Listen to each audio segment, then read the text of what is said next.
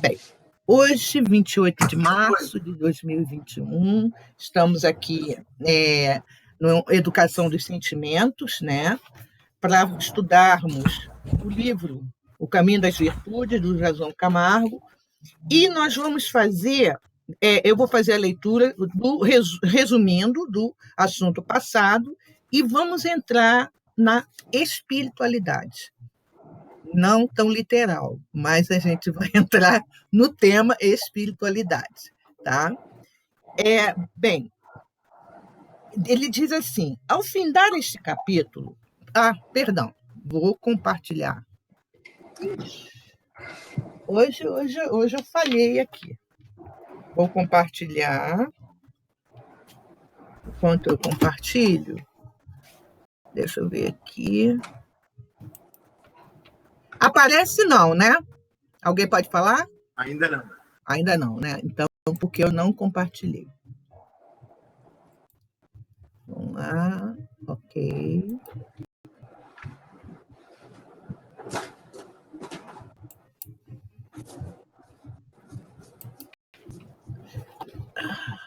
Vamos lá. E agora? Agora está aparecendo. Sim. Agora aprendi. Deixa eu só entrar aqui. Onde é que está? Peraí.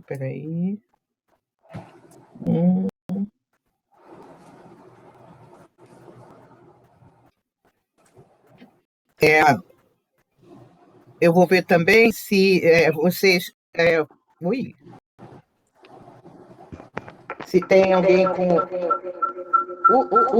Desculpa. Peraí.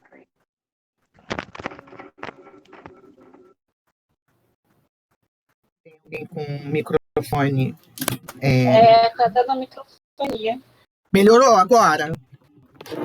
Ou ainda está? Ainda está dando? Não, agora melhorou. Então tá. Bem, então, aqui nós chegamos no final do nosso estudo, que falava sobre... Deixa eu ver aqui, que era grande, reflexões sobre o sofrimento, né? E passamos pelos medos, pelos pensamentos torturantes, pensador compulsivo, sobre se o sofrimento era necessário, né? E, resumindo o que ele vai colocar aqui, ele diz assim: ao findar este capítulo, eu desejo externar o bem que o estudo sobre o sofrimento humano produziu na minha pessoa, né? E ele colocando aqui, na minha pessoa, eu percebo agora quantas vezes eu sofri por pura ignorância comportamental, por pura inconsciência, já que esse sofrimento seria desnecessário se eu agisse de outra maneira diante dos fatos que me fizeram sofrer. Olha só como é interessante, né, o que ele está dizendo aqui.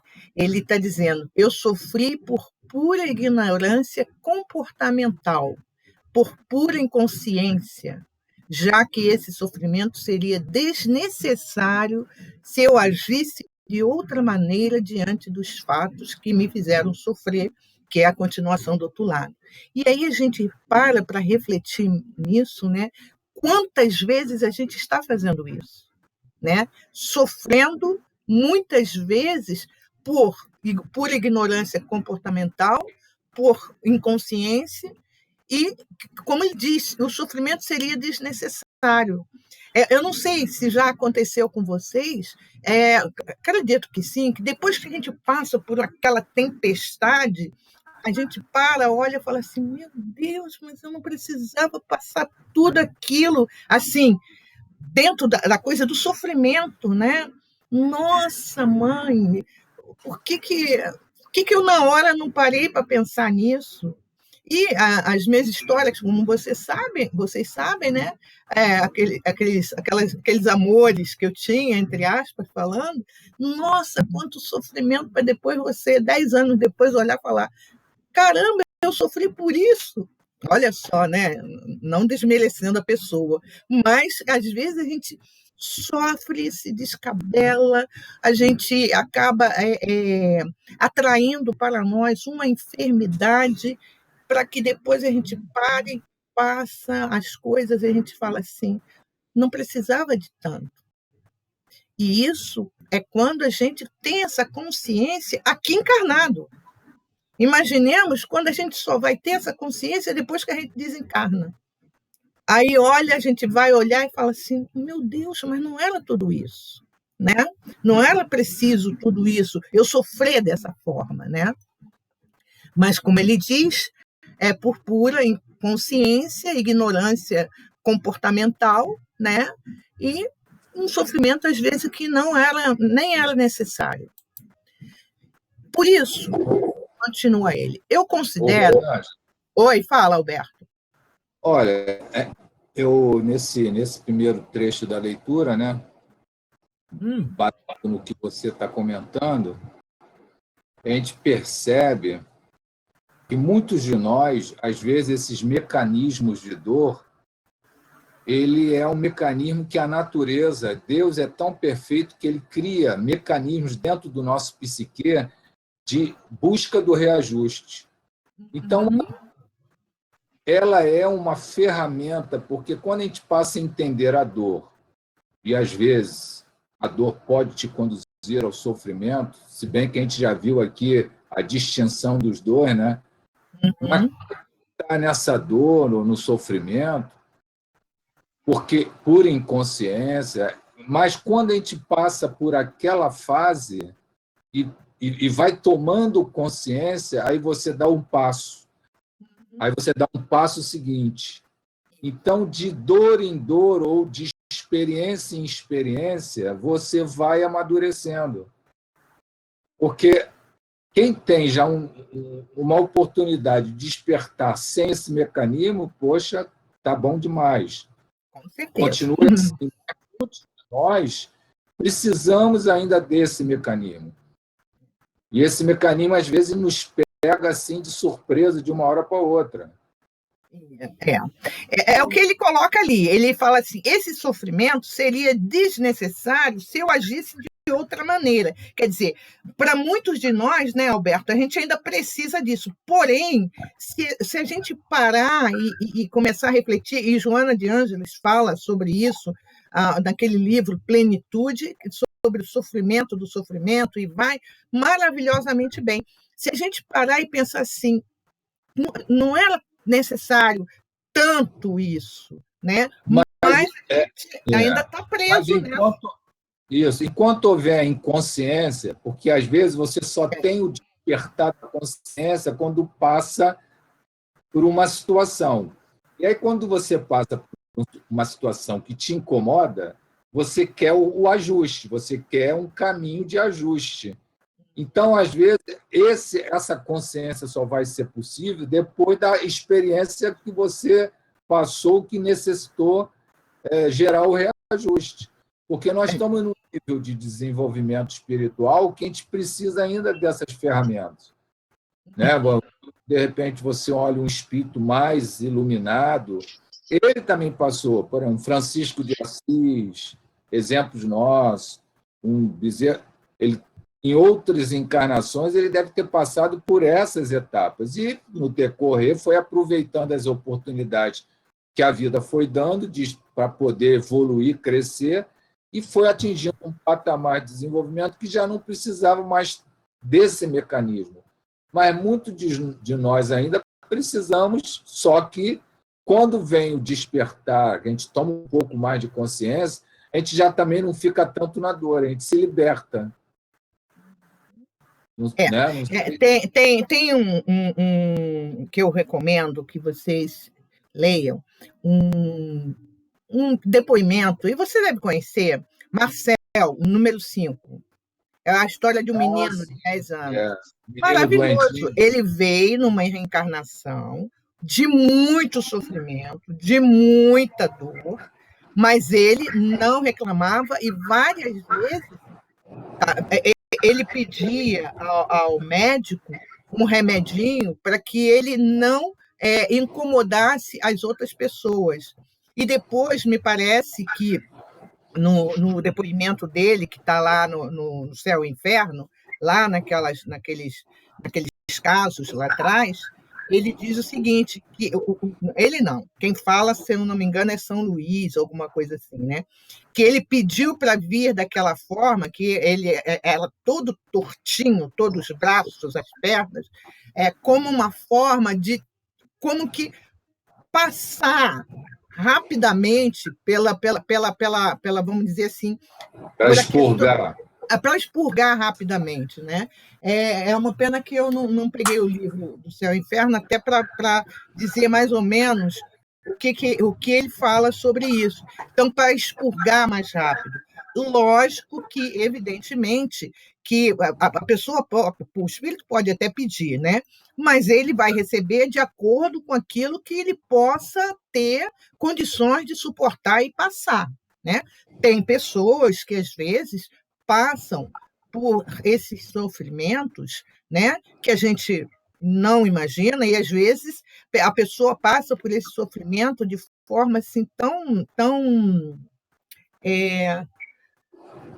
calma, tão serena, aceitando, né, que a gente às vezes não consegue nem imaginar. Eu e acho que outras companheiras aqui, a Ana também, quantas vezes, né, íamos ao Curupaiti e tinham pessoas lá que a gente ficava pensando assim, meu Deus, a resignação da pessoa até deixava a gente, quantas vezes, né, inconscientemente, sei lá, né, eu falava assim, não, eu vou lá no Curupaiti, vou dar passe, vou lá para minorar um pouco a dor do meu companheiro, e saía de lá agraciada e abençoada. Quantos deles passavam aquele carinho, aquele amor para a gente, que a gente se sentia assim, nossa mãe. Eu me lembro até hoje das risadas do Amazonas Hércules, que era um bálsamo. E ele podia estar com febre, como muitas vezes ele estava com febre, com dor. Eu nunca cheguei lá para vê-lo, nunca fui recebida sem um sorriso. Mesmo que ele não estivesse bem, ele sorria, tal. E foi algo assim muito, muito importante, muito grandioso. Então, tem algumas pessoas que realmente ainda precisa como que dessa coisa da dor para despertar, desse sofrimento para que ela acorde. Tem outras pessoas que já estão tendo essa condição de passar por essas etapas e conseguirem atravessar esse caminho, né? A gente observa que muitas vezes há muitas pessoas assim, né? Não é que, por exemplo, eu não sei se eu estou com ele aqui, do livro não sei onde eu botei, sobre o sofrimento. Tá, não era cidreira, não. Manjericão e... Oi, Marcelo, eu também quero. Pede para a dona usar. Marcelo? Não, eu deixei lá no carro que eu tinha bolsa lá e devolvi a bolsa da dona Leia. Valeu? Marcelo, se você vai pedir pizza, eu também quero. Rosângela. Fala. Desculpem. Não, eu quero a pizza, vai mandar. Eu localizei aqui no Céu e Inferno esse exemplo que você trouxe, do caso de expiações terrestres, do Marcel, o menino do número 4. Você quer que compartilhe a história? Oi? Sim, sim. É isso, Lúcia. Lê um pedaço da história, até para que a gente tenha essa informação. Pode ler. Tá. Então, vamos lá. Está aqui no Céu e Inferno. Marcel, o menino do número 4. Havia num hospital de província um menino de 8 a 10 anos, cujo estado era difícil precisar. Designavam-no pelo número 4. Totalmente contorcido, já pela sua deformidade inata, já pela doença, as pernas se lhe torciam roçando pelo pescoço, num tal estado de magreza que eram pele sobre ossos. O corpo, uma chaga, os sofrimentos atrozes. Era oriundo de uma família israelita.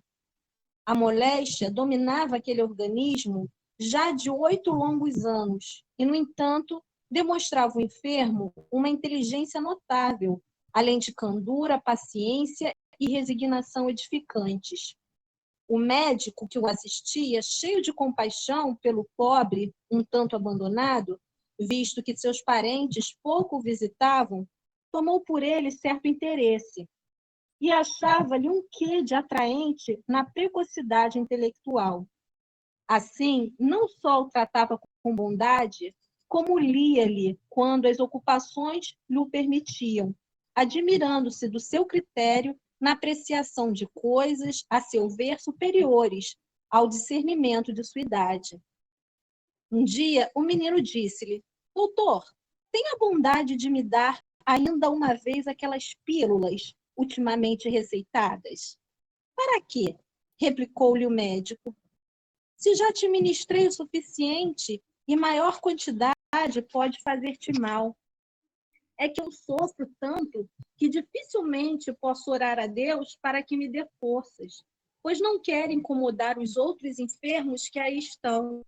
Essas pílulas fazem-me dormir, e ao menos quando durmo, a ninguém incomodo. Aqui está quanto basta para demonstrar a grandeza dessa alma encerrada num corpo informe. Onde teria ido essa criança a aurir tais sentimentos? Certo, não foi no meio em que se educou. Além disso, na idade em que principiou a sofrer, não possuía sequer o raciocínio. Tais sentimentos eram-lhe inatos. Mas então, por que se via condenado ao sofrimento? Admitindo-se que Deus houvesse concomitantemente criado uma alma assim tão nobre e aquele mísero corpo, instrumento dos suplícios. É preciso negar a bondade de Deus ou admitir a anterioridade de causa, isto é, a preexistência da alma e a pluralidade das existências. Os últimos pensamentos desta criança, ao desencarnar, foram para Deus e para o caridoso médico que dela se condoeu. Decorrido algum tempo, foi o seu espírito evocado na Sociedade de Paris, onde deu a seguinte comunicação, em 1863. A vosso chamado vim fazer que a minha voz se estenda para além desse círculo, tocando todos os corações. Oxalá seu eco se faça ouvir na solidão, lembrando-lhes que as agonias da terra têm por premissas as alegrias do céu. Que o martírio não é mais do que a casca de um fruto deleitável, dando coragem e resignação. Essa voz lhes dirá que sobre o catre da miséria estão os enviados do Senhor, cuja missão consiste na exemplificação de que não há dor insuperável, desde que tenhamos o auxílio do Onipotente e dos seus bons espíritos. Essa voz lhes fará ouvir lamentações de mistura com preces, para que lhes compreendam a harmonia piedosa, bem diferente da de coros de lamentações mescladas com blasfêmias. Um dos vossos bons espíritos, grande apóstolo do Espiritismo, cedeu-me o seu lugar por essa noite. Ele está se referindo, no caso, com a nota de Allan Kardec, a Santo Agostinho, que havia cedido lugar para que ele se comunicasse através do médium com o qual ele habitualmente se comunicava. Então, ele cedeu o lugar para esse menino fazer a comunicação. Aí vem assim: por minha vez, também me compete dizer algo sobre o progresso da vossa doutrina, que deve auxiliar em sua missão os que entre vós encarnam para aprender a sofrer. O Espiritismo será a pedra de toque. Os padecentes terão o exemplo e a palavra. Então, as imprecações de transformação em grito e lágrimas de contentamento. Aí vem P, que eu não sei quem é P. É pergunta. É a pergunta. Ah, tá. Pelo que afirmais, parece que os vossos sofrimentos não eram expiação de faltas anteriores. Aí a resposta é: não seriam uma expiação direta, Mas asseguro-vos que todo sofrimento tem uma causa justa. Aquele a quem conheceste, tão mísero, foi belo, grande, rico e adulado. Eu tivera turiferários e cortesãos, fora fútil e orgulhoso. Anteriormente, fui bem culpado, reneguei Deus, prejudiquei meu semelhante, mas expiei cruelmente, primeiro no mundo espiritual e depois na terra. Os meus sofrimentos de alguns anos, apenas nesta última encarnação, suportei-os eu anteriormente por toda uma existência que raiou pela extrema velhice. Por meu arrependimento, reconquistei a graça do Senhor, o qual me confiou muitas missões, inclusive a última, que bem conheceis. E fui eu quem as solicitou, para terminar a minha depuração. Adeus, amigos. Tornarei algumas vezes. A minha missão é de consolar e não destruir. Há, porém, aqui muitas pessoas cujas feridas jazem ocultas, e essas terão prazer com minha presença. Marcel. Aí termina. E tem depois as instruções do Guia do Médium. Uhum. Pode ler a instrução do Guia do Médium? Oi? Vamos lá. Não, sim, vamos lá, então. As instruções. Pobrezinho sofredor, definhado, ulceroso e disforme. Nesse asilo de misérias e lágrimas, quantos gemidos exalados, e como era resignado, e como a sua alma lobrigava já então o termo dos sofrimentos, apesar da tenra idade. No além-túmulo, pressentia a recompensa de tantos gemidos abafados que esperava. E como orava também por aqueles que não tinham resignação no sofrimento, pelos que trocavam preces por blasfêmias. Foi-lhe lenta a agonia, mas terrível não lhe foi a hora do trespasse.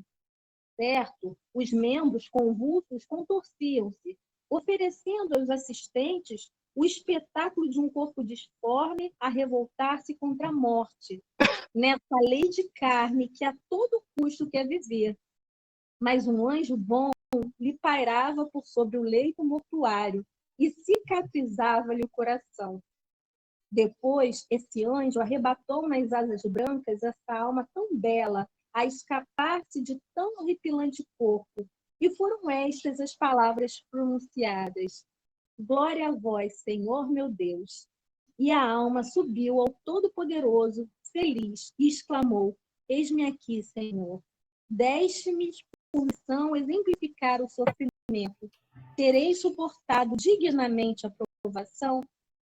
Hoje, o espírito da pobre criança avulta, paira no espaço, vai do fraco ao humilde e a todos diz esperança e coragem. Livre de todas as impurezas da matéria, ele aí está junto de vós, a falar-vos, a dizer-vos, não mais com essa voz fraca e lastimosa, porém agora firme. Todos que me observaram viram que a criança não murmurava e auriram nesse exemplo a calma. Para os seus males e seus corações se tonificaram na suave confiança em Deus, que outro não era o fim da minha curta passagem pela terra. Santo Agostinho. Maravilhoso, né? Uhum. Nossa, olha, é por isso que eu falo, às vezes, né, gente, quando a gente estuda as obras da codificação, o céu e o inferno, aquelas mensagens, traz tanta informação, é magnífico. E aí a gente observa, né, todo esse processo que ele viveu, né? Vimos por que ele viveu todo aquele processo.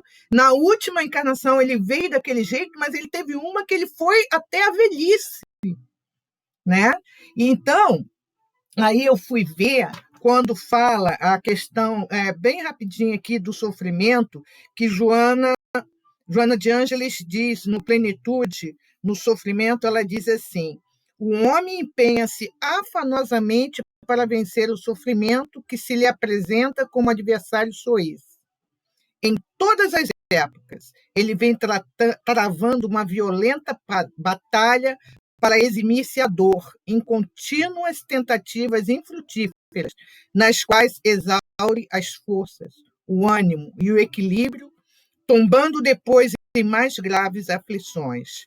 Passar incólume ao sofrimento é a grande meta que todos perseguem. Pelo menos diminuir-lhe a intensidade ou acalmá-lo de modo a fruir os prazeres da existência em incessantes variações.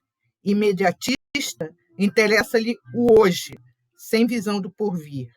Com efeito, o sofrimento tem sido considerado vingança ou castigo divino, portanto, credor de execração e ódio. E aí ela continua aqui, mas eu quero ler, deixa eu ver aqui. Aqui está. A dor, porém, não é uma punição. Antes, revela-se um excelente mecanismo da vida a serviço da própria vida. Né? Foi mais ou menos o que você estava comentando, né, Alberto? Então, conforme Joana coloca aqui, né? E ela continua: o sofrimento, portanto, pode e deve ser considerado uma doença da alma, que ainda se atém às sensações e opta pelas direções e ações que produzem o desequilíbrio. É desse livro, Plenitude, tá? Ao contrário aí, né? Maravilhoso. Todo ele fala sobre a questão do sofrimento. E a nossa querida Jacira gosta muito do capítulo 9, que é a cessação do sofrimento. Não, acho que é a autocura. É o capítulo 9. Deixa eu ver aqui na frente. Toda vez o processo de autocura, né? Quando a gente começa a entrar nesse processo de autocura, é bom, né? Quer dizer, é bom. Não é fácil, é trabalhoso, como diz Joana, né? Então, vamos lá, novamente. Rosângela, vai falar. Essa leitura que a Érica fez, né, do Marcel, a gente observa que Deus é misericordioso e nos abre sempre oportunidades. Então, para nós, existe uma gama de opções de evoluir, de crescer, porque esse espírito Marcel, ele foi lá, equivocado no passado, espiou, reparou, se arrependeu, espiou, reparou, e depois teve a oportunidade, nessa última, como o menino Marcel, de verdadeiramente expurgar e ter uma condição de iluminação. Então, está tudo aberto para nós. Cabe as nossas escolhas, cabe a nossa disciplina, a nossa perseverança, o nosso esforço, a nossa busca nesse caminho, né? E aí a gente tem aí a nossa bússola, que é Jesus, e todos, Joana de Ângeles, e daí por diante. Então, a gente tem tudo necessário para a gente poder traçar um caminho que possa até encurtar, né, muito mais a nossa evolução, poder evoluir mais rápido. Então, está nas nossas mãos tudo isso. Com certeza, né? E vocês repararam que ele falou uma coisa interessante? Espiei no plano espiritual.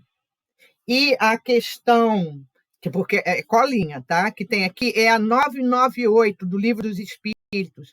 Se alguém tivesse com a 998 aí, porque a gente fica assim, mas pode espiar no plano espiritual?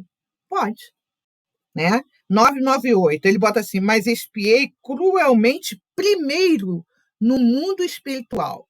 Tá com o livro, Ana Brito? Abre na 998. Eu tô.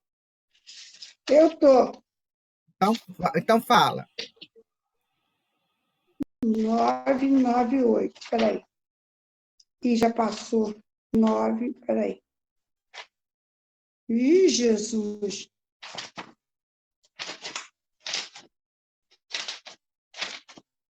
(998). A expiação se cumpre no estado corporal ou no estado espiritual?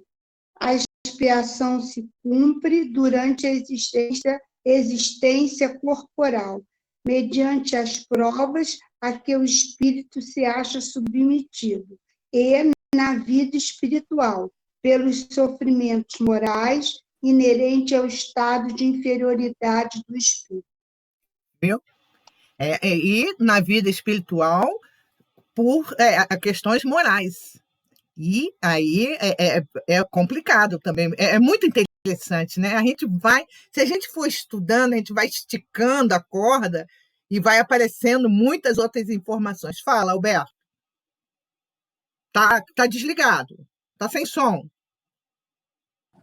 Lembra de André Luiz, depois do desencarne dele, lá junto de o que atendia o Lísias, né?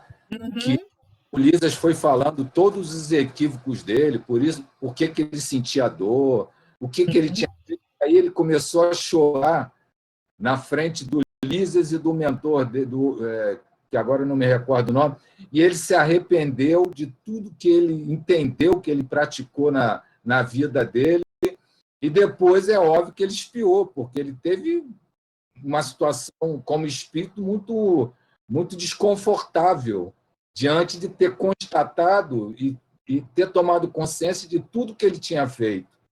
Então, realmente confirma o que está sendo dito na questão 998. Né? Ele lá expiou, ele teve que... Né? Isso aí. Uma coisa que em nossos estudos, uma vez a gente conversou, e aí foi dito que até hoje eu tenho essa dúvida, né? E se repara, se na espiritualidade a gente pode reparar, ou se a reparação é só aqui na Terra. Até hoje eu não consegui confirmar se é possível essa reparação lá em cima, na espiritualidade. Às vezes o umbral está aqui do ladinho, né? Mas, pelo que eu já estudei, a reparação é sempre aqui. Porque a gente vai no arrependimento, na expiação, que você pode expiar aqui e a expiação moral lá, mas o reparar você está inserido, está ali, né? Está sofrendo, vamos botar assim, talvez até na própria pele, né? O que aí você vai estar reparando, né? Porque aquele negócio da espiritualidade. Oi, fala. Quando você lá, por exemplo, os exemplos de André Luiz lá no nosso lar, tem aqueles trabalhos nos departamentos. Quando você pratica o bem lá, tu não está conseguindo reparar, não? Ou é só uma prática para você crescer como espírito? Não, porque aquela tal negócio. Ali ele tá cumprindo o que ele tem que cumprir, está melhorando, tal, mas a reparação é estar onde ele cometeu os equívocos. Não seria? Tá. Entendeu? Né? Reajustar na família, nas condições está no do que ele grupo. praticou. Isso, tá. Isso. Pode ser Alguém que nem mais seja com as... Isso. Pode falar. É isso. Não, é isso aí. A reparação tem que ser aonde ele estava. Por exemplo, nasceu no Brasil. Ah, não, eu quero reparar lá não sei aonde. Apesar que agora qualquer lugar tá difícil, né? Então, não, é lá. Rio de Janeiro, Taquara, não tem como, né? Apesar de que não posso falar mal da Taquara, que eu amo Jacarepaguá, né? Eu amo todo o Rio de Janeiro, tá? Mas é isso aí, entendeu? A reparação tá aqui, ó. Vim com aquela família que você para e fala assim, eu acho que eu não sou dessa família. É. Foi ela que você pediu mesmo. Pediu não, implorou. Eu quero. Pode me mandar que eu vou resolver isso aí. Né? Aí tem horas que a gente quer fugir do país, quer fugir da família, quer fugir de tudo isso, mas só que não vai. Não, ali você vai reparar.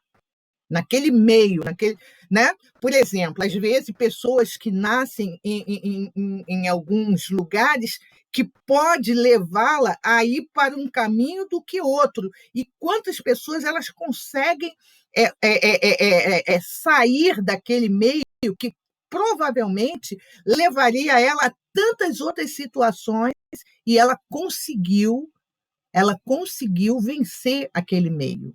né? Então, porque na espiritualidade vai ter a expiação moral, porque aquela coisa, né? Poxa, porque fiz isso, fiz aquilo, vide André Luiz, mas, perdão, a reparação é aqui mesmo, tem que ser com um grupo na situação que se apresenta. E Alguém aí, mais...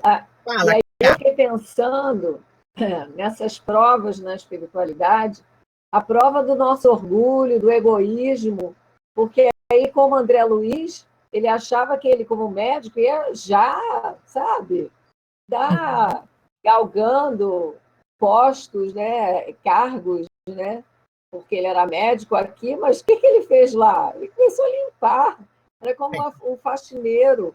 Então, essa prova era um desafio para ele, para o orgulho, para a arrogância dele, para o egoísmo dele.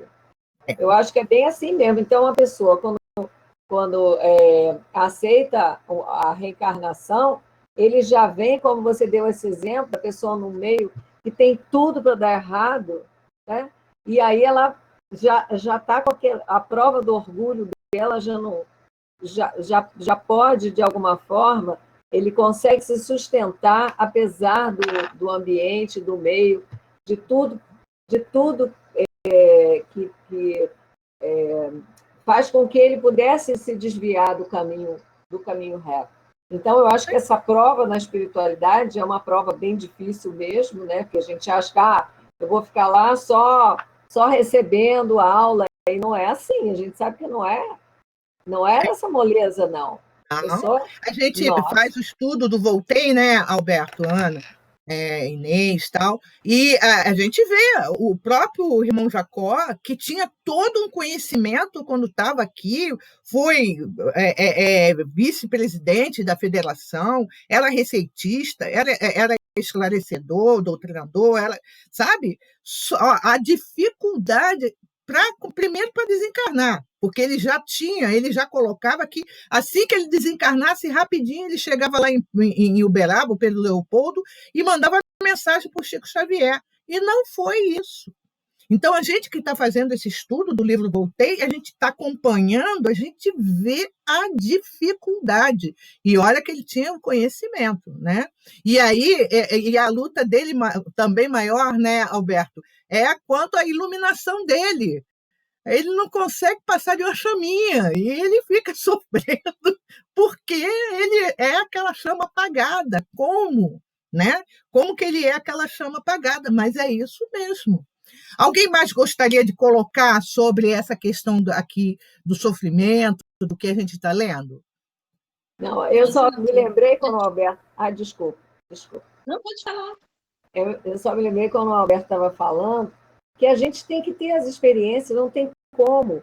Mesmo com esse conhecimento da consciência, quer dizer, que hoje eu posso dizer que eu tenho muito melhor, né, do que no começo da minha vida, hoje eu já paro e já sei, mas peraí, isso vai piorar. Se eu fizer isso, vai dar ruim.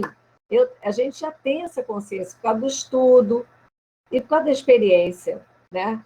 Não é à toa que a gente está com 60 anos, vamos dizer assim, e passando por experiências, e tem gente aí novinha que já, né, a idade cronológica não tem nada a ver, né?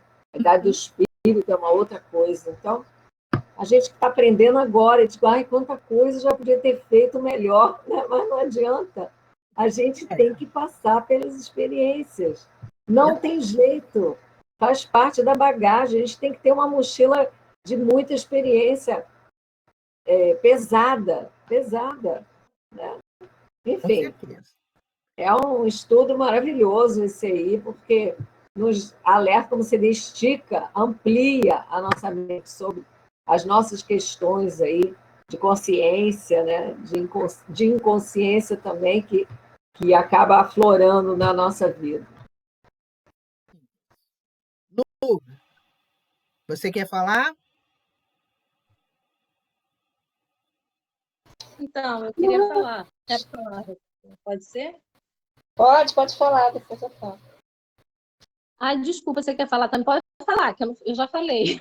Desculpa, que eu achei que ela tivesse conseguido a voz. Fala aí, Lu, fala aí. Não, eu só queria complementar que é exatamente isso. A gente passa por esses momentos e quando a gente começa a internalizar esses ensinamentos que a gente consegue refletir sobre eles, aí vai se amenizando a situação. Mas antes de se amenizar, antes da gente fazer essa transformação, a gente, como disse o Alberto, a gente vai ter que viver, a gente vai ter que vivenciar. Eu acho que é o momento de cada um também, né? Eu acho que é isso. Com toda certeza, né? Alguém mais? Marcelo? Quer falar alguma coisa? Márcia? Se não, Ô, vamos lá. Rosângela, Pode. Opa. é igual numa escola. Você vai, tu está nas primeiras séries da escola, aí a professora te dá um exercício. Para você fixar o aprendizado, você às vezes faz, erra, ela te ensina de novo, aí tu faz, erra. Não é assim, não, é assim. Até tu fixar o aprendizado, tu teve que errar várias vezes, refazer Com o exercício certeza. várias vezes. Então, na nossa vida é a mesma coisa, né? É, a mesma coisa. Até você. E o que é interessante, a gente não pensa assim, nossa, quer dizer que eu já venho para expiar tudo. Não. De repente, esse momento que estamos vivendo pode ser ainda não aquela reparação que a gente está precisando fazer. A espiritualidade sabe, na hora que já está no ponto, agora vai, vamos lá, né? Porque às vezes a gente fala assim, meu Deus, que vida que eu estou levando, que complicação, meu Deus, tomara que passe logo tudo isso e eu já repare tudo isso, e às vezes ainda não é a reparação. Não tem aquela novela, A Usurpadora? Então tem a reparação. Quando a gente pensa que é a reparação, não é a reparação. Aí a gente chega e fala assim, caramba, eu achei que era. Não, ainda não. Mas a espiritualidade, ela sabe o que pode ser, o momento que está para a gente. Então, e Jesus já falou, o meu fardo é suave, o meu jugo é leve. Então, ele não há fardos pesados em ombros frágeis de ninguém, né? E graças a Deus que é assim, né? Graças a Deus que, embora a gente olhe para o nosso ombro e fala, nossa, mas está pesando, está muito pesado. Mas o eu, o espírito, sabe que lá no fundo diz assim, não está não, Rosângela. Dessa vez não está pesado. Apesar de que muitas vezes você para e fala assim, como? Acho que eu não vou conseguir. Vai conseguir. A gente consegue. Primeiro porque nós não estamos sozinhos. Nunca, em momento algum, em situação nenhuma. Às vezes eu me vejo assim, parece que eu estou sozinha, abandonada. Mas eu estou aqui sem minha família. Eu estou aqui sem não sei quem. Não sei o quê. Aí choro. Aí eu me boto no colo, eu mesmo. Aí eu passo, seco com minhas lágrimas, mas daqui a pouco falo assim, olha, está na hora. Levanta, vamos lá. Tenha força, tenha coragem. E vão ter momentos difíceis? Claro que vão ter. Lógico. Mas nós já sabíamos. Né? Não viemos para cá assim como que inconscientes, totalmente inconscientes, né? Mas aos poucos a gente vai tomando ciência da situação, a gente vai observando e a gente vai começando a refletir profundamente no que eu estou fazendo aqui. Por quê? Por que não? Eu me lembro, quando eu perguntei a Jéssica por quê, ela falou, não. Por que não? Para quê? Para que eu estou aqui? Há um propósito. E é esse propósito que a gente está, todos nós, cada um na sua escala, no seu momento, para descobrir. Alguns já conseguiram descobrir, outros estão no ensaio, como diria Emmanuel, né? Estão ensaiando para descobrir isso daí. Tá? Então, continuando aqui, ele diz assim, por isso eu considero que todas as pessoas deveriam fazer um curso sobre o sofrimento e como superá-lo na medida do possível. E aí a gente vai e vê, né? Vamos fazer Joana de Ângeles, porque, olha, ela é aquela professora, né? Nossa mãe. Elas conseguiriam evitar um desgaste mental desnecessário e eliminariam vários problemas na área da saúde. Eu, quando li isso aqui, eu fiquei assim, falei, nossa, mãe do céu. Lógico que ele está colocando aqui de forma não que tenha, apesar que pode até ter, né, vários cursos que tem de autodescobrimento, de auxílio, né, mas de você observar mesmo essa questão do sofrimento e, como ele está dizendo, e como superá-lo na medida do possível. Porque o que pode ser um sofrimento para nós, para outra pessoa, ela consegue passar aquela situação bem suavemente, né? Tem pessoas que, às vezes, não conseguem, ela não consegue trabalhar ou viver com uma perda financeira. A exemplo, quem não lembra, um exemplo de uns 2 ou 3 ou 4 anos passado, um empresário na Barra que faliu, ele matou a família e se matou. Ele não conseguia viver com a questão de não ter a mesma vida que ele tinha antes. A gente não dá nem para falar, nossa, mas por quê? Não, mas as pessoas elas encaram esse sofrimento assim. O que para um pode ser um sofrimento, para outro é algo que ele passa serenamente. Ele vai passando na serenidade. Às vezes eu paro para pensar, voltando de novo a falar lá do Curupaiti, tinha um amigo, eu conheci muito vagamente, né? Mas quando eu comecei a frequentar lá, era o Marcondinho. Não sei se alguém chegou a conhecê-lo, né? Ele teve, se eu não me engano, ele veio da Vicente Moretti, alguma coisa assim. Eu acho que ele não tinha os braços e começou a ter problema nas pernas, salvo engano, me parece que ele teve problema nas pernas e aí tiveram que amputar as pernas também, aquela coisa toda.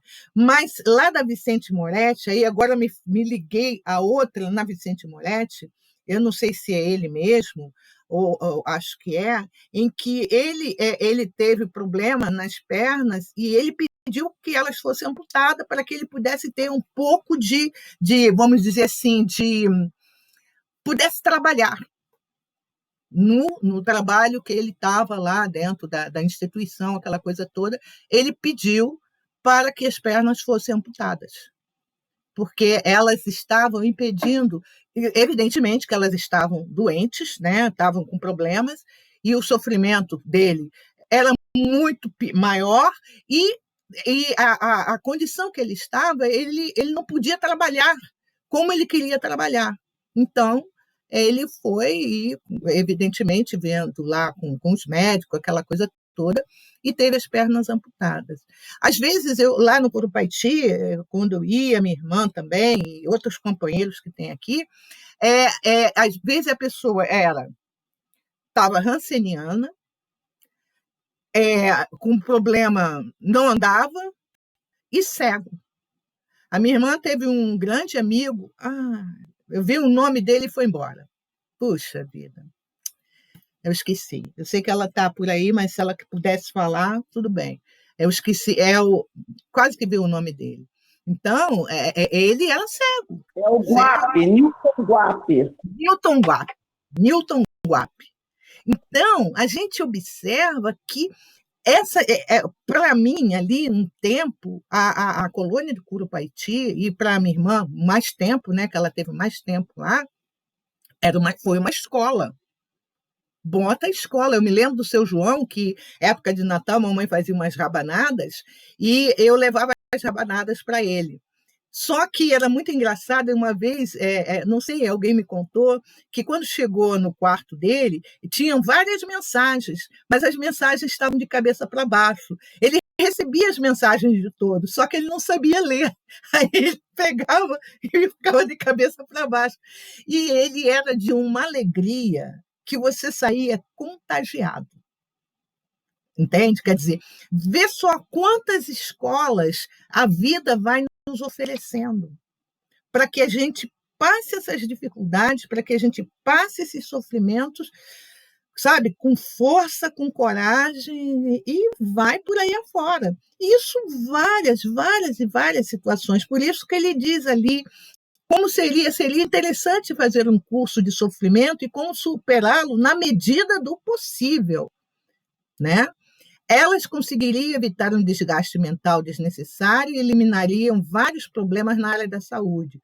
Por outro lado, é evidente que o conhecimento de um tema é apenas o primeiro passo para a consecução daquilo que deseja, mas já é o primeiro passo. Às vezes é que a gente quer dar 10 passos de uma vez. Não, um passo de cada vez. Eu descobri, assim, entre aspas falando, da doença, da enfermidade do Fábio para cá, quando eu estava no hospital, que eu tinha que viver um dia de cada vez, porque era um dia de cada vez que vinha o resultado de exame. Era um dia de cada vez que o médico falava isso, e daqui a pouco mudava, e era um dia de cada vez. E de lá para cá, eu tenho observado que eu estou vivendo um dia de cada vez. Porque antes eu queria fazer tudo de uma vez. Você não faz. Se a gente for dar vários passos de uma vez, vai cair, quebrar uma perna, quebrar o pé, essa coisa toda, né?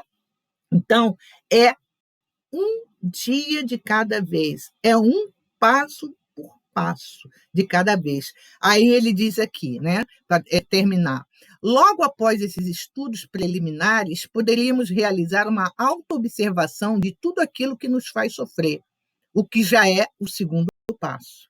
Olha só que interessante, né? Eu dou um passo, tá? Tudo bem, né? E depois eu vou fazer uma autoobservação de tudo aquilo que me faz sofrer, né? E aí ele continua dizendo: a própria percepção de que estamos sofrendo por isso ou por aquilo já amenizará esse desconforto interior. Foi o que aconteceu comigo, né? Com Jason Camargo. Pois, ao começar esse estudo, eu já vislumbrei o quanto ele me seria útil, visto que estamos rodeados por situações que nos pedem a toda hora discernimento na ação e não sofrimento na ação. Comecei, portanto, a prestar mais atenção na maneira como eu reagia a muitos fatos do cotidiano, seja na relação com as outras pessoas, seja com relação às doenças que apareciam vez por outra, seja com os próprios pensamentos ou até mesmo nas diversas ocorrências no dia a dia dos indivíduos. Foi o hábito dessa autoobservação sistemática que me levou a conhecer melhor o sofrimento emocional, que residia em meu campo mental, bem como melhorar esses infortúnios que ocorrem em mim mesmo e em todos os seres humanos. Um bom reforço para fortalecer a nossa psique em todas as situações, difíceis ou não, é a prece e a meditação. Realmente, essas duas coisas aqui, falo para vocês que nos ajudam muito. Prece e a meditação. Enquanto a prece modifica as nossas ondas mentais, produzindo sempre frequências mais elevadas, a meditação mais profunda chega a atingir as regiões do inconsciente, purificando muitas situações enraizadas e deletérias que se estabeleceram num passado distante ou não. O estado de prece ou de meditação consegue produzir uma situação mais harmônica entre a mente e o corpo, resultando sempre numa melhor saúde física e mental. Bem, eu não vou entrar no outro assunto, porque eu vou explorar esse assunto aqui, que às vezes são coisas que vêm assim, bem na hora, sabe? Pode parecer assim muito estranho, mas às vezes bem na hora. E aí, aproveitando o resumo, né, do que ele está falando, aí eu vou começar a conversar, fazer algumas perguntinhas aqui. Hoje o meu amigo Marcelo, que vai mandar a pizza para mim, ficou muito caladinho, né? E aí eu vou perguntar para você, Marcelo. Aqui ele diz assim: comecei, portanto, a prestar mais atenção na maneira como eu reagi a muitos fatos do cotidiano, seja na relação com as outras pessoas, seja com relação às doenças que apareciam vez por outra, seja com os próprios pensamentos ou até mesmo nas diversas ocorrências no dia a dia dos indivíduos. Então, vou começar com você, Marcelo. Como você lida, né? Como você reage a muitos fatos do cotidiano? Não era pizza, não. Pena. Meu tio estava fazendo aniversário, aí eu peguei manjericão e peguei alfavaca para eu utilizar em alguma coisa aqui em casa. Mas aí, não sei por que, eu levei para minha sogra e eu esqueci. E aí meu sogro me ligou na hora do estudo para dizer que eu tinha esquecido. Aí eu disse, pode usar, sem problemas. Como é que eu reajo frente ao cotidiano, cotidiano? Como é que você reage a muitos fatos do cotidiano?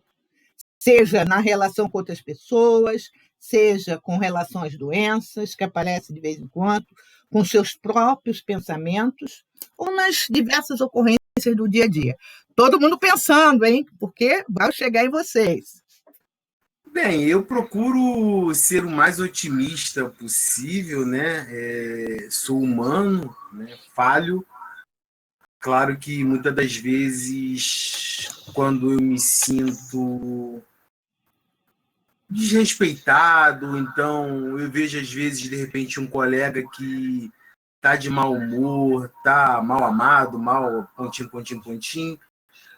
Eu pego e meio que eu fico na minha, né?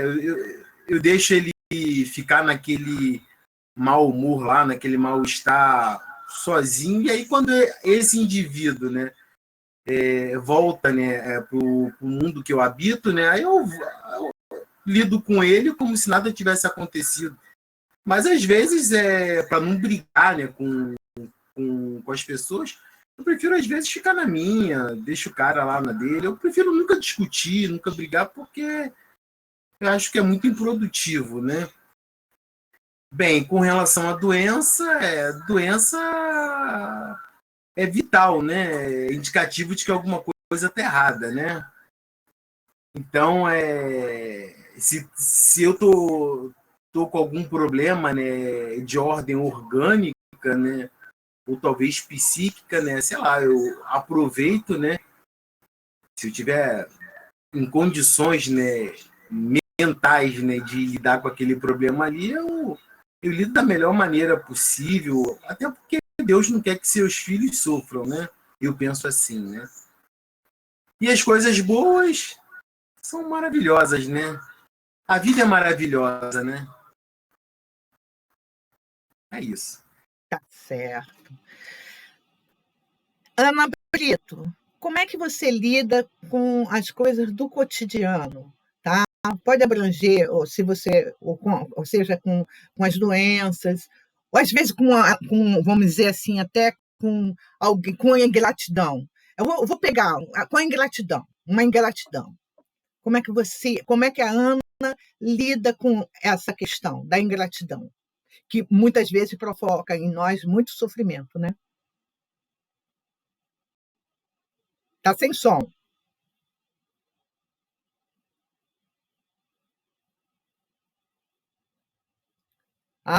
Não vai me dizer que esse microfone, só porque hoje não orei por ele, não é possível. Então escreve. Escreve, depois eu leio o que você escreveu. Então, vou passar para você, Lúcia. Como você lida com o cotidiano?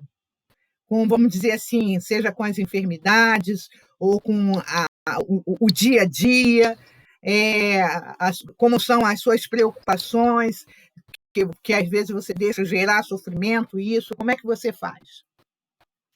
Como você eu acho que já não é segredo para ninguém que é a pessoa que é extremamente ansiosa, né? Então, geralmente, primeiro eu me desespero, depois cai a ficha e aí eu vou começar a raciocinar em cima daquilo e aí eu vou conseguir, com certeza. Sempre essa ordem, né? Esses 10 dias aí que nós vamos ter de coisa, a minha filha vai ter que trabalhar 2 dias, né? Abriram mão lá, porque a primeira reação quando ela chegou dizendo, vou trabalhar 2 dias, eu falei, é impossível, não pode, é decreto, não sei o quê. Aí depois eu parei e falei assim, não, você está certa, porque você não vai, neste momento, perder seu emprego por causa de 2 dias, você está indo já há tanto tempo. Quer dizer, então, assim, sempre... Aí, quando você percebe que você está se desconectando, você dá uma pisada mais forte no chão e fala, você está aqui, ó. Se segura, segura a onda. Para mim, geralmente, é assim, Rosângela, geralmente é assim. Eu primeiro vou para a ansiedade que me domina e depois eu consigo me assentar. Isso no dia mesmo, nas coisas às vezes muito pequenas, que não tinha necessidade de ter nenhum tipo de reação, sabe? Mas aos poucos a gente vai aprendendo, né? Aos poucos a gente vai vendo que fazendo a educação do sentimento, fazendo a Joana assistindo um fórum como a gente assistiu hoje, a gente vai conseguindo se dominar. Mas a princípio é assim. Vai passar. Vai chegar a minha vez de mudar. Mas de repente a gente acha que não mudou, mas a gente já mudou muito. É aquilo que falou, é a Lúcia olhar para trás e ver toda a caminhada que você já fez e quantas dificuldades você já enfrentou, quantos obstáculos você já ultrapassou, né? Lógico que eu gostaria de estar zen. Não, ainda não. Não é que nessa não vai dar, mas é um passo de cada vez. E esses passos você com certeza está dando. Né? Ok? Bem, a minha irmã colocou que tem uma companheira que está aqui, eu quero desejar essa companheira, Ana Maria, deixa eu ver aqui, peraí. É Ana Maria, de Petrópolis, que está participando. Ana, se você desejar dar uma boa noite a gente, e a gente ver você, ficaremos muito felizes, mas seja muito bem-vinda, tá? Eu não sei se é o Galaxy M20, que eu tinha até falado no começo, mas eu não sei. Mas se você também não quiser mostrar, se quiser falar alguma coisinha, por favor, tá? Seja muito bem-vinda mesmo, tá bom? Aí, vamos lá. Deixa eu ler aqui da ingratidão da Ana Brito. No momento da ingratidão, fico triste, mas depois fico meditando, conversando comigo, resolvo aceitando. Porque muitas vezes, se a gente ficar presa à ingratidão, a gente não caminha, né?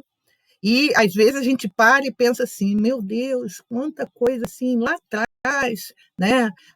Eu tomo assim, quando eu era mais jovem, ai, puxa vida, a fulana foi tão ingrata comigo, aí eu sofri, aí hoje eu paro, primeiro que eu já nem me lembro mais da fulana e nem me lembro qual foi a ingratidão, olha só, gastei energia e não lembro mais, né? Olha que coisa incrível.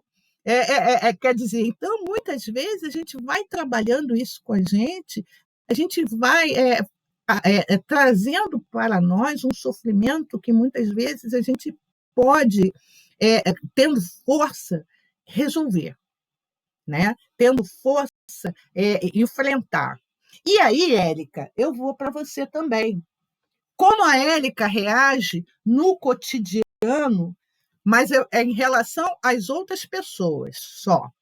O Marcelo, que eu achei que era uma pizza, aí eu botei, mas aí me enganei. Mas tudo bem. Alfavaca dá para fazer um chá maravilhoso. Em relação às outras pessoas? Como Então. você... E, ó, eu vou botar bem facilzinha para você. Aquelas pessoas mais complicadas. Pessoa boazinha, não. Não. Coisa boa! Curso intensivo. Então, assim, eu estou no exercício do respeito. No momento, eu estou no exercício de aprender a respeitar que a pessoa é como é e que eu preciso encontrar maneiras de lidar com as pessoas, maneiras que eu fique bem e que, se tiver ao meu alcance, que eu possa dar alguma colaboração para que aquela pessoa fique bem. Mas, assim, passando pelo respeito, porque respeito do que eu digo, assim, que às vezes a gente acha que vai mudar o mundo, a gente não mudou nem a gente ainda, a gente está no processo. Então, assim, aquela coisa de, às vezes, é só escutar mesmo. Às vezes, né, uma pessoa um pouco mais... Eu não sou fácil também, acho que nenhum de nós, né, deve ser uma pessoa muito fácil, né, que a gente está aqui, a gente tem as nossas questões.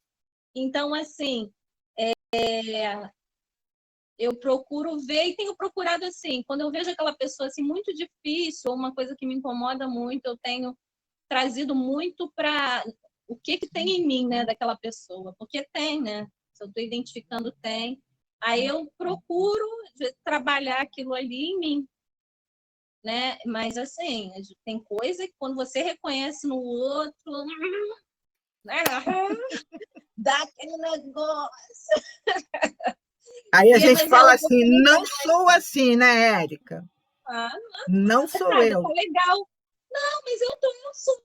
Eu acho que o bacana agora está sendo, eu sou assim também isso, sabe? É preciso fazer isso para a gente avançar, porque enquanto, né, eu finjo que não sou, ou eu não consigo enxergar que tem em mim isso, como é que eu vou trabalhar isso em mim? Então, eu, né, sou também isso, mas não sou só isso, assim como as outras pessoas também não são só isso, e eu posso fazer um trabalho para mim. E aí, o que você falou, um passo de cada vez, é uma situação de cada vez, e vai chegando, né, como você falou anteriormente, né, em relação às expiações, e as provas também vão chegando na medida que a espiritualidade vai percebendo que a gente tem condições de lidar com aquelas pessoas, com aquela circunstância, né? E aí, na hora, é muito importante, né? A gente está fazendo um trabalho tipo como esse de estudar, de educação de sentimentos, porque você passa a ficar mais atenta, né? Como é que não ficar só no externo? Como é que eu estou por dentro, frente a essa situação? Às vezes um embate. Às vezes acontece um embate, e não é um embate de boca, às vezes é um embate de pensamento. Só eu sei, né? E assim, e o que importa? Eu estar atenta como esse meu pensamento está se dando e o que eu estou fazendo com ele, né? Então, assim, não é fácil, dá trabalho, mas é necessário, né? É verdade. É verdade. É isso mesmo. Maria Inês, como você reage em relação com os seus próprios pensamentos? Olha, com os meus próprios pensamentos, muitas vezes eu procuro diluí-los, né? Mas como assim? Como não tem minhas filhas aqui, e eu sempre criei assim, vendo que elas não são posse, né? Minhas posses. Então, eu consigo me desconectar, estando aqui em Terê, entendeu? Embora Daniele faça plantão, meu genro plantão, a Bianquinha na escola, a Bianquinha já é da área da educação. Então, eu consigo, eu não fico ligada, sabe? Isso já está comigo há muito tempo, né? Então, eu acho que é uma coisa que eu consegui trabalhar isso, né? Quando eu estudava já na faculdade, tudo, eu sempre tive aquele lado de otimismo, esperança, pensamento positivo, né? Vendo isso. Eu vejo, como a colega falou, é um passinho de cada vez, né? É bem lento isso, mas que me ajudou muito foi nesses momentos difíceis, quando, há muitos anos, né? Elas chegavam muito tarde da faculdade, etc. Então, eu já vinha fazendo assim o evangelho todos os dias, para que eu não ficasse naquela apreensão, né? A faculdade era longe, Niterói, aquilo tudo, e aquela apreensão de mãe normal, né? Não é que eu seja normal, né? Mas daquela coisa, mas não chegou ainda, né? Agora, quando eu estou fora, quando eu estou lá, né? Agora que já se passaram os anos, né? Eu já fico mais, eu não digo que é só a idade, né? Eu já fico mais um pouco assim, não super ansiosa, mas aqui, eu estando aqui ou em qualquer outro lugar, eu consigo me desligar, eu desconecto, uma boa, sabe? E eu vejo que está tudo, imagino que está tudo bem, né? Mas quando eu estou lá, eu procuro ainda orar mais, porque a vivência é outra, né? Eu vejo desse jeito. Mas diante de todo dia fazendo a meditação, como você falou aqui, né, na prece constante. Então, a meditação me ajudou demais. Eu faço, às vezes, 2 vezes por dia. Então, ajuda muito. Ajuda Isso. sim. A meditação é muito bom. Márcia? Márcia? Márcia Carolina?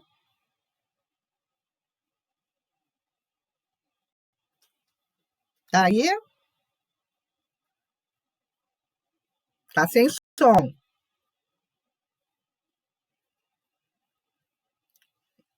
Enquanto você liga aí o seu... Oi. Oi, tá aí? Márcia, como a Márcia, né, lida em relação à questão das doenças. E eu vou ser boazinha com você. Não a relação das doenças com você, com a família, com o filho, com a filha, ou com alguém da família.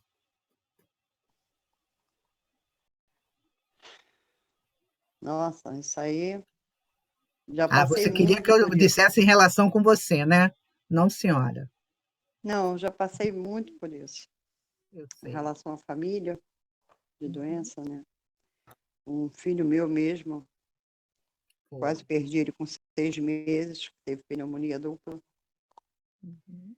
E ele era aspirado todo dia até sangrar. Eu tinha que assistir tudo aquilo.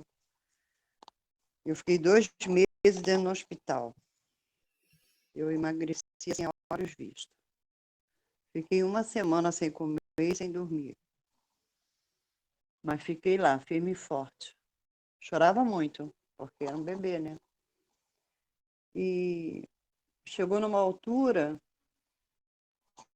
que eu conversei com Deus, que seja feita a sua vontade, não a minha. Se for para levar ele, que o senhor leve. Se for para ele ficar curado, Está que ele cotando. seja curado. Aí ele foi difícil, e teve alta. Uhum. Tá ouvindo, Rosângela? Não, repete aí. Ele Então, teve aí teve alta. alta. Depois disso, ainda teve mais 20 pneumonias. Quantas pneumonias? Aí ainda teve umas 20 pneumonias por causa da 20, Uhum. por causa da asma. Quer dizer, É. minha vida era dentro do hospital, né? Uhum. Mas eu acho que eu fui muito resiliente. Tive muita bom. força. E depois foi com a minha mãe, É. né? Uhum. Vendo aquele processo dela todo, né? Com Decaindo, certeza lhe decaindo. fortaleceu, né, Márcia? Muito, porque ela me dava muita força. Ela não parecia que era uma pessoa doente. Aquele sorriso que ela dava, Uhum. sempre humilde, carinhosa, tudo agradecia a gente, né? Uhum. E ela só me enchia de luz, de amor. Eu saía sempre renovada de lá. E quando ela desencarnou, eu não vou dizer que eu fiquei triste, mas para ela foi uma libertação, Uhum. né? E para Eu vocês acho um que grande aprendizado, né? Foi uma é assim, escola.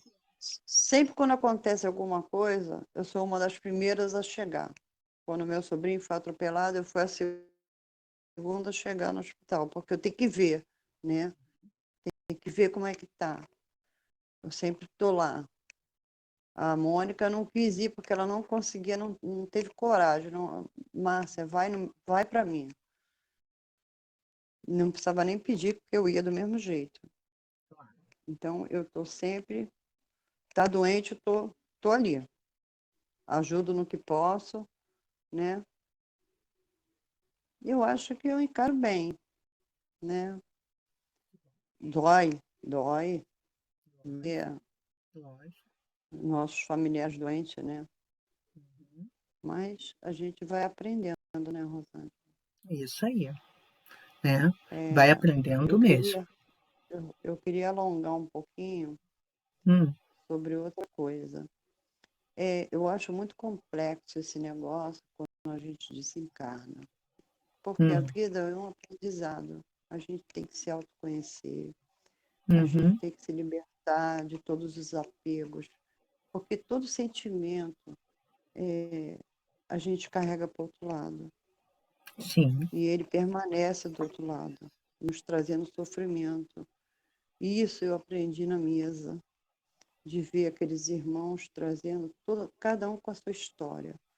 Então, cada história era uma lição, era um aprendizado. Não faço o mesmo que eu fiz. isso Olha o aí. que aconteceu comigo, né? Então, isso para mim foi o maior aprendizado que eu tive, que nós precisamos nos conhecer muito e melhorar um dia após o outro. E como você falou, viver um dia de cada vez, como se fosse o último, e tentar fazer o melhor de nós. Eu não sou perfeita, não. Eu tenho muitos defeitos, mas eu estou trabalhando muito, né? Eu peço muito a Deus para me dar forças, porque a gente nunca sabe como a gente vai desencarnar. Forças para suportar ou uma dor ou qualquer coisa que eu venha passar, né? Isso aí. Às vezes, né? Isso. Eu acho que eu já falei bastante. Então é É, isso. tá certo. Deixa eu Sempre falo ver aqui. demais, né? Não é fala demais, não. Aqui a gente está exatamente para a gente é, conversar mesmo, né? Aqueles, né, que se sentirem mais à vontade para conversar, para falar, né? Alberto, o de cotidiano, Alberto.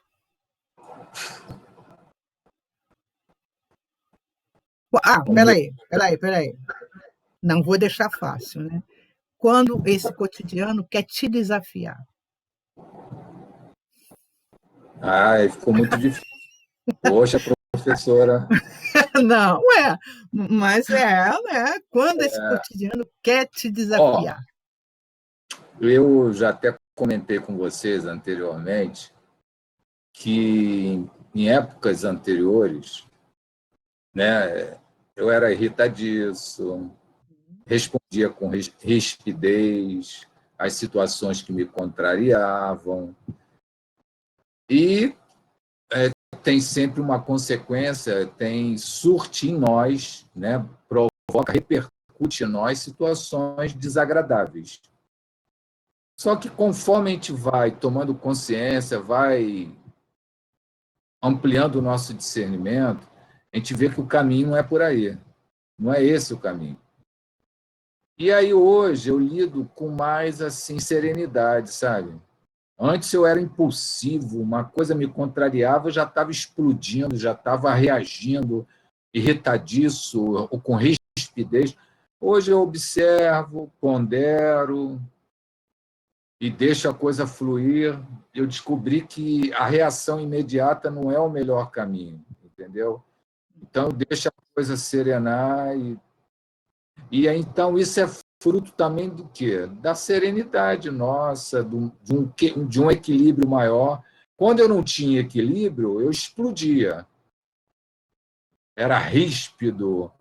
Mas conforme você vai amadurecendo, tomando consciência, tudo foi fruto do sofrimento.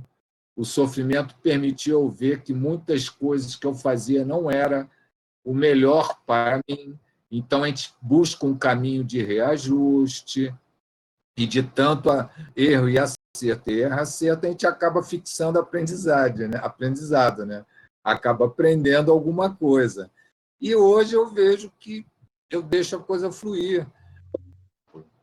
Eu tenho uma doença autoimune, né? De origem reumatológica, chamada espondilite anquilosante, que já me deixou 2 anos sem andar, 10 meses sem enxergar. Então, isso tudo, o espírito que eu sou, precisava passar por isso. Não Deus não é punitivo. Eu, como espírito, que tinha que passar por esta situação, para que pudesse hoje eu dizer que hoje eu vejo tudo com serenidade, porque houve um despertar, mas precisou vir a dor, o sofrimento, para que o espírito Alberto, na personalidade Alberto, aprendesse, né, a ferro e fogo o caminho mais indicado, o caminho mais coerente. Então, tudo é válido. Por exemplo, ontem eu conversando com um amigo meu, que é lá do COI, que ele tem a mesma patologia que a minha, eu falei para ele, né, uma vez ele falou que ele tinha, na oração antes de dormir dele, ele se reportado ao mentor dele sobre esta patologia, e no sonho ele disse que essa patologia era associado à culpa.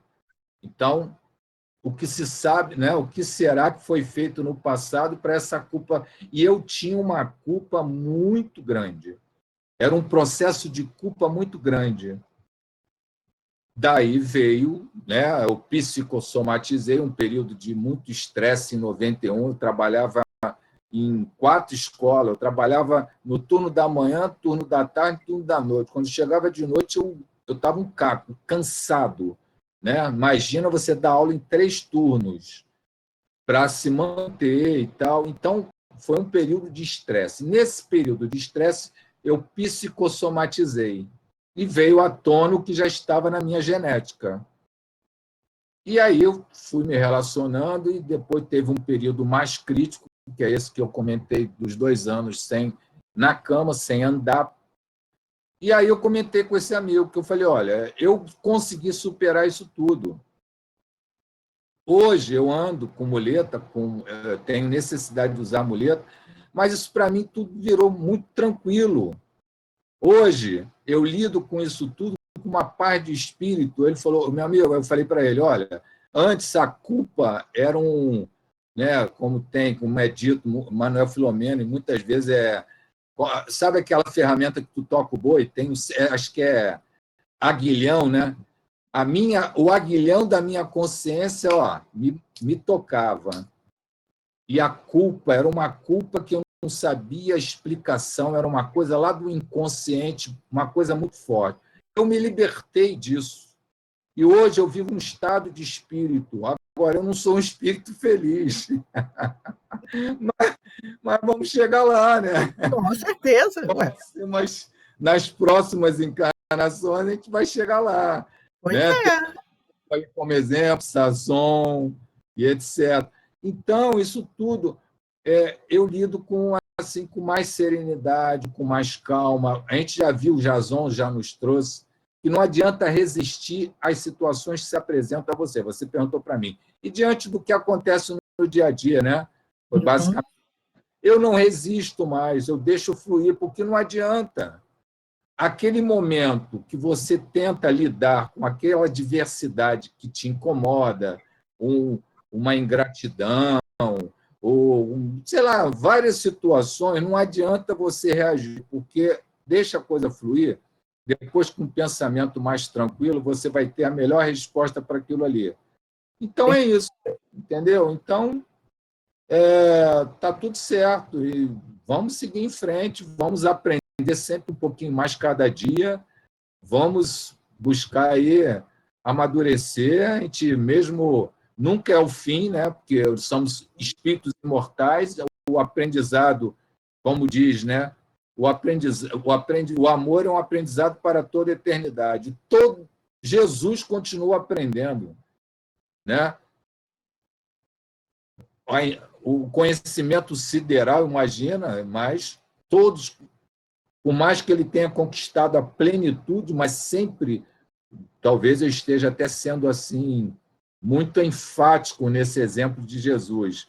Mas, vamos botar, Bezerra de Menezes continua aprendendo. Francisco de Assis está como espírito puro, mas continua aprendendo, porque é da vida o aprendizado. E nós, no nosso nível de existência, nós vamos aprender a cada dia. Agora, cabe tirar de cada situação uma lição, um aprendizado. Não pense você que tem momentos que eu não me pego dizendo, pô, por que eu fiz isso, hein?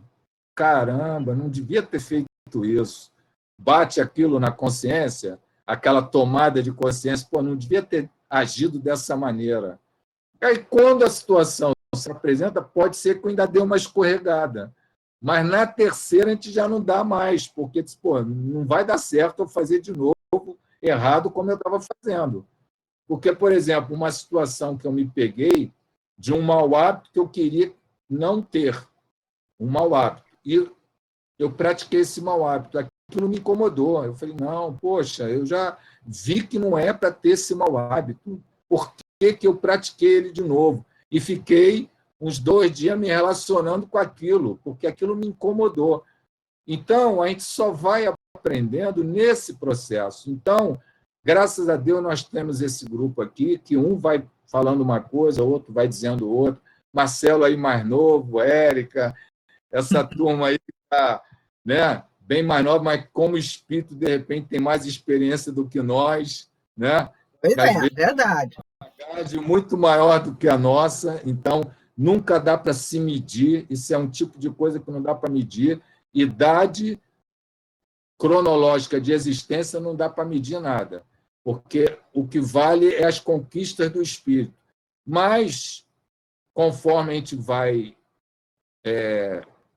pegando idade, avançando na idade, vai tendo um pouquinho mais de vivência e de maturidade, né? Quem é atento, porque tem desatentos que morrem totalmente sem conquistas, desatentos indo para a rua, mesmo em todo o recesso sanitário, né? Tem gente que continua aí na mesma balada, não aprendeu ainda, mas então é isso. Muito bem, chegamos. Eu acho que todos nós falamos, a não ser a Ana Maria, se ela quiser dar uma palavrinha para a gente. Fique à vontade, Ana, tá?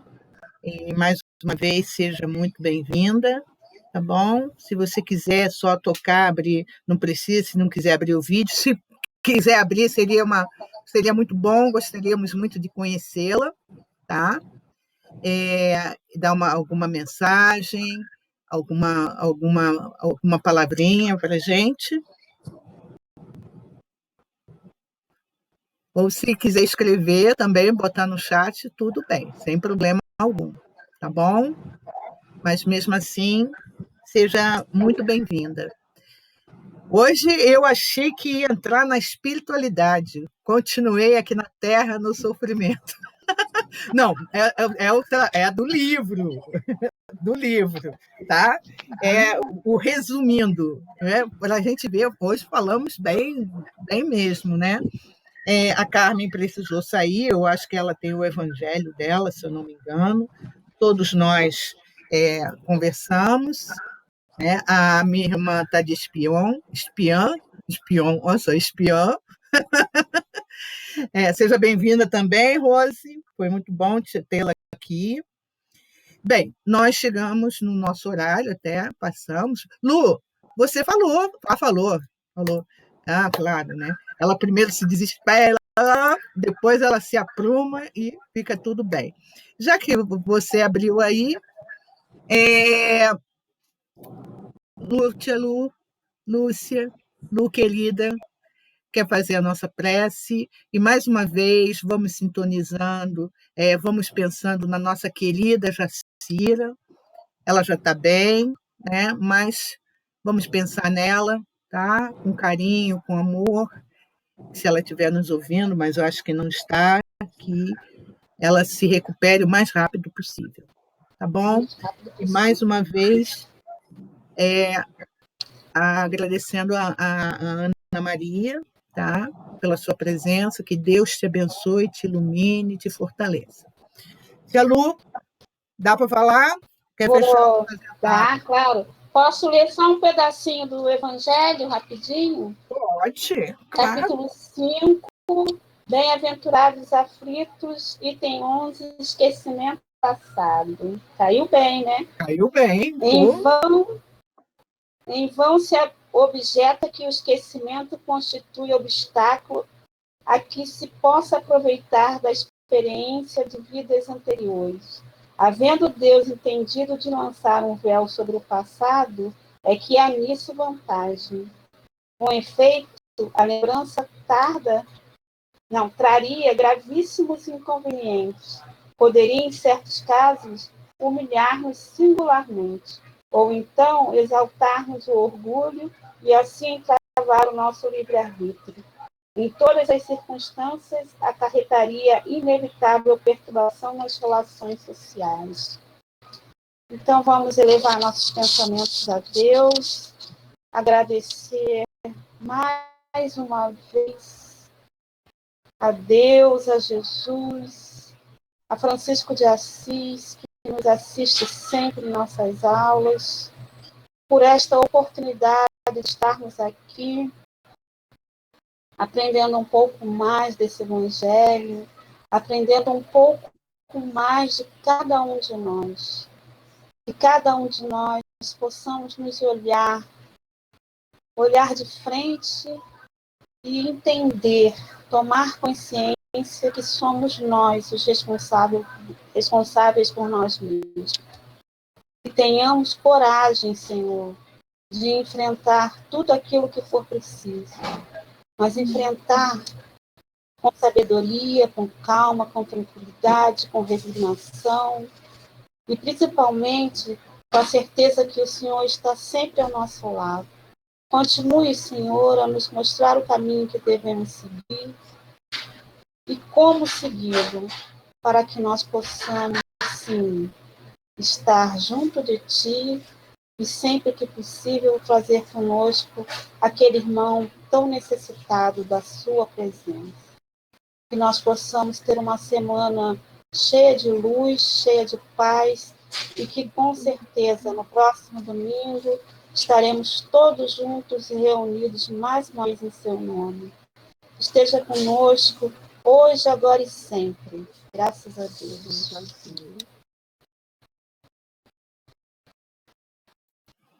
Um momentinho.